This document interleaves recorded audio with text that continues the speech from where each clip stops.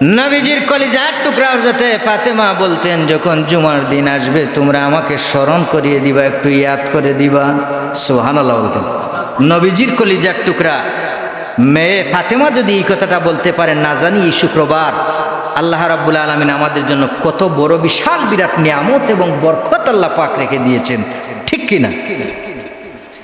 এর জন্য তিনি খাদেমাদেরকে বলতেন, তোমরা আমাকে একটু স্মরণ করে দিবা, একটু ইয়াদ করে দিবা যখন শুক্রবার আসবে। খাদেমারা বলতেন, আপনি আমাদেরকে একটু বলেন কেন আপনাকে আমরা শুক্রবার আসলে স্মরণ করে দিব, এর কারণটা কি, ফজিলত কি, তার মধ্যে কি এমন মর্যাদা রয়েছে, গুরুত্ব রয়েছে?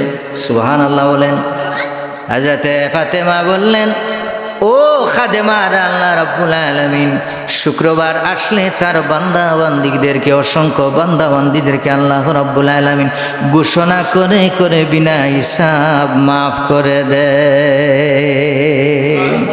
এর জন্য যেন আমি ফাতেমাও বঞ্চিত না হই এই রহমত থেকে।